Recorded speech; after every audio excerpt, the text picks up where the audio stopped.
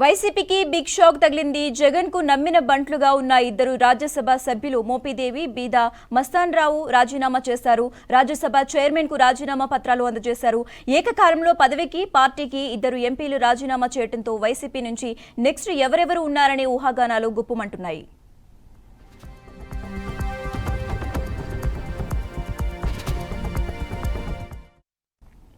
వైసీపీకి రాజీనామా చేయటం వెనుక చాలా బలమైన కారణాలు ఉన్నాయన్నారు మోపిదేవి వెంకటరమణ.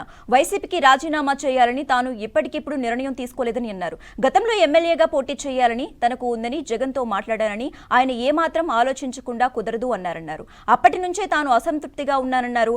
అప్పుడే ప్రకటించడం కరెక్ట్ కాదని, అధిష్టానంలో మార్పు వస్తుందని భావించానని, కానీ ఎంత ఎదురు చూసినా ఫలితం లేదు అనిపించిన తర్వాతే ఇప్పుడు నిర్ణయం ప్రకటించాను అని మోపిదేవి అన్నారు.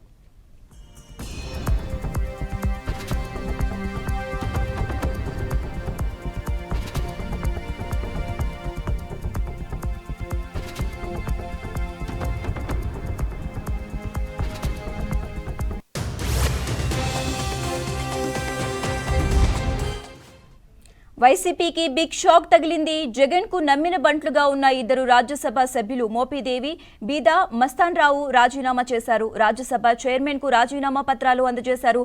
ఏకకాలంలో పదవికి, పార్టీకి ఇద్దరు ఎంపీలు రాజీనామా చేయడంతో వైసీపీ నుంచి నెక్స్ట్ ఎవరెవరు ఉన్నారనే ఊహాగానాలు గుప్పుమంటున్నాయి.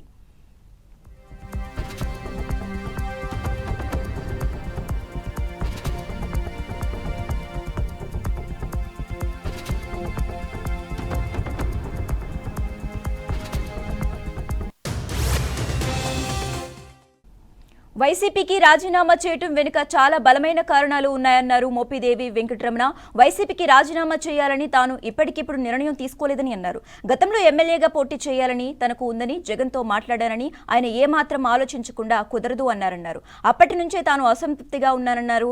అప్పుడే ప్రకటించడం కరెక్ట్ కాదని, అధిష్టానంలో మార్పు వస్తుందని భావించానని, కానీ ఎంత ఎదురు చూసినా ఫలితం లేదు అనిపించిన తర్వాతే ఇప్పుడు నిర్ణయం ప్రకటించాను అని మోపిదేవి అన్నారు.